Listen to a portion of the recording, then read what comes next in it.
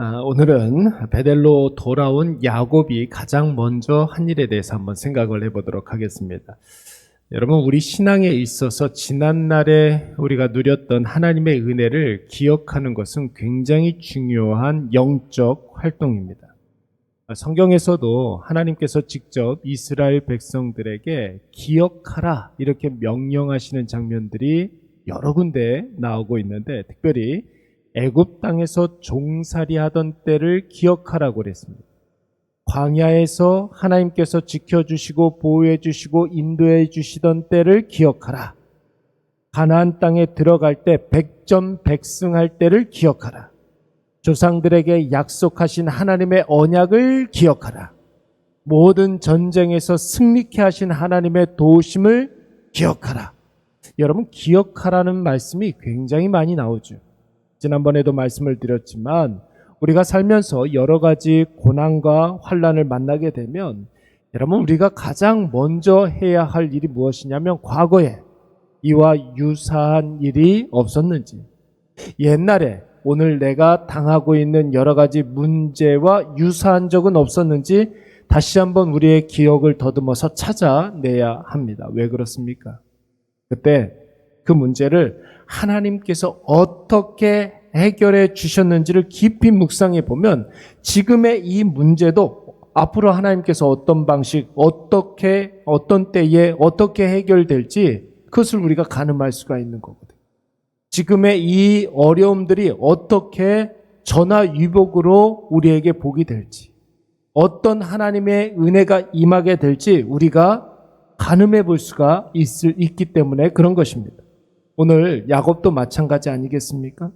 베델로 돌아온 야곱에게 하나님께서 나타나 주셨습니다. 그리고 야곱에게 뭐라고 그러셨습니까? 먼저 복을 주셨어요. 그리고 이름을 앞으로는 너에게 야곱이라 부르지 아니하고 내가 직접 바꿔준 이스라엘이라고 부르겠다 말씀하셨습니다. 또한 하나님은 전능하신 하나님이라고 이야기를 하셨고, 하나님의 자신을 전능하신 하나님이라고 소개하면서 너로 말미암아 내 후손이 한 민족을 이룰 것이며 반드시 땅도 주어서 하나님의 그 언약을 실현시켜 주시겠다 약속하셨습니다. 하나님께서 과거에 하셨던 그 약속을 다시 한번 갱신해 주신 것이죠. 여러분, 하나님께 이 말씀을 들은 야곱의 입장에서 한번 생각해 보십시오. 과거에 자신이 걸어왔던 역경의 순간들이 주마등처럼 떠오르지 않았겠습니까? 황량한 광야길을 몇 개월씩 걸었던 때와 라반의 집에서 사기를 당했던 때, 라반의 아들들에게 왕따를 당했었던 때, 에서에게 죽을 뻔한 일, 세겜에서 엄청난 죄를 저지르고 도망치듯 빠져나온 일들, 언제나 야곱의 일생은 위기일발이었습니다. 야곱의 삶 자체가 풍전등화였고 벼랑 끝에 서 있는 것 같은 인생이었지만 하나님께서 방금 전에 말씀하신 것처럼 하나님이 함께 하시고 지켜주시고 인도하여 주셔서 여기까지 오게 하신 것입니다. 하나님께서 복을 주셨고 전능하신 하나님께서 능력으로 그와 함께 하여 주셨고, 야곱이 잘못하고 실수하고 그런 때에도 모든 원수들이 야곱을 털끝 하나 건드리지 못하도록 하나님께서 야곱을 지켜주셨습니다. 그야말로 전능하신 하나님이 야곱을 이스라엘로 만들어주시는 아주 치밀한 계획, 그리고 엄청나고 놀라운 역사였던 것을 우리가 기억해야 합니다. 그래서 여러분, 야곱은 다시 돌아온 베델에서 감격에 겨워하면서 가장 먼저 무엇을 했습니까? 여러분, 14절 말씀을 보면은 하나님이 야곱에게 말씀하시던 곳에다가 기둥, 곧 무엇을 세웠습니까? 돌기둥을 세웠습니다. 돌기둥을 세웠습니다. 그리고 그 위에 전제물을 붓고 또 그 위에다가 기름을 부었습니다. 여러분, 돌기둥을 세웠다라는 것은 기념석을 세웠다는 말 아니겠습니까? 여러분, 무엇을 기념한 것입니까? 하나님의 은혜가 여기까지 나를 인도하셨다. 이것을 기념하는 돌기둥이었던 것입니다. 하나님의 말씀이 말씀하신 대로 다 실현되었다라는 고백이고, 전능하신 하나님이 지금 나와 함께 하신다는 신앙의 고백인 것입니다. 야곱의 인생에서 돌기둥을 세운 것 여러분, 돌기둥을 세운 것은 사실 이번이 처음은 아닙니다. 야곱의 일생 가운데 돌기둥을 세운 것은 4번에 걸쳐서 돌기둥을 세웠습니다. 첫 번째는 에서를 피해서 아버지 이삭의 집에서 출가했을 때 이곳 베델에서 하나님을 만난 직후에 돌기둥 하나를 세우고 이곳이 하나님의 전이 될 것입니다. 고백하지 않았습니다. 그리고 하란에서 두 번째는 라반의 집에서 천신만고 끝에 탈출을 했는데 라반이 추격해 와서 결국 따라잡히게 됩니다. 여러분, 그곳에서 하나님의 은혜로 라반과 상호 불가침 조약, 그러니까 형제의 동맹을 맺는 돌기둥을 세웁니다. 그것이 바로 길르앗이었습니다. 여러분, 세 번째 돌기둥은 오늘 본문에서 베델에서 다시 돌아온 야곱이 돌기둥을 세우고 하나님의 은혜를 고백했고, 그리고 네 번째는 야곱이 가장 사랑했던 아내 라헬이 죽었을 때 여러분, 라헬을 묻은 곳에 돌기둥을 세우고 라헬의 생애와 죽음을 기념하게 됩니다.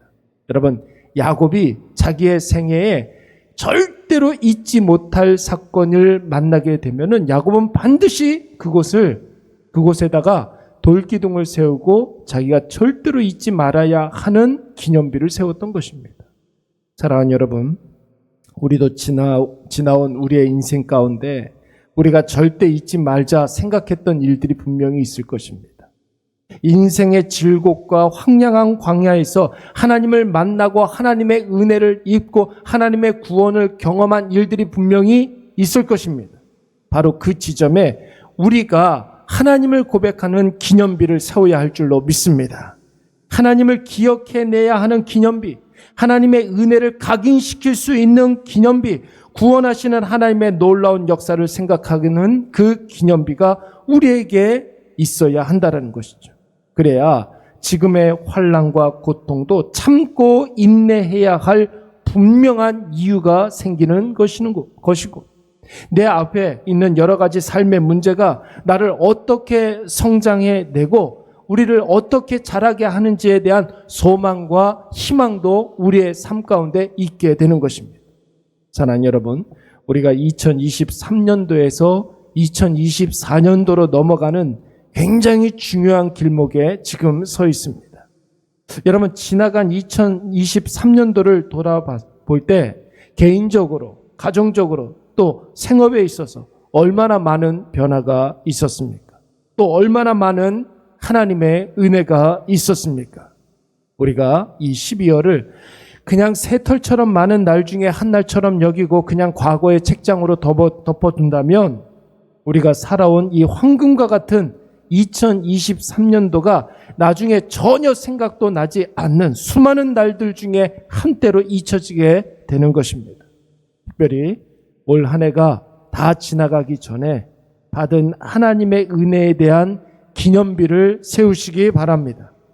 나중에 꼭 기억해내야 할 이 내 인생의 가장 귀한 황금 페이지로 하나님을 기억나게 하는 여러분 책갈피를 꼭 꽂아두시기 바랍니다. 우리가 오늘 세운 은혜의 기념비는 언제가 될지 모르는 미래의 위기에 대한 해답이 되는 줄로 믿습니다.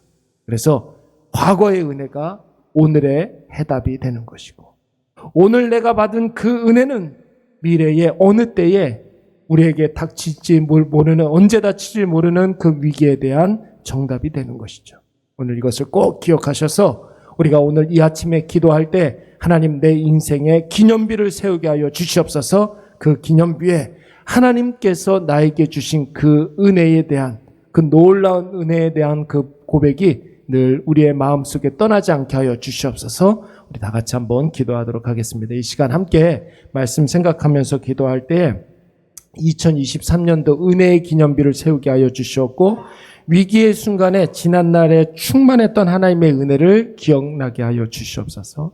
하나님의 은혜를 꼭 기억하게 하시고 과거의 은혜가 오늘의 해답이 되게 하여 주시옵소서. 우리 이 시간 다 같이 한번 통성으로 기도하도록 하겠습니다. 사랑이 많으신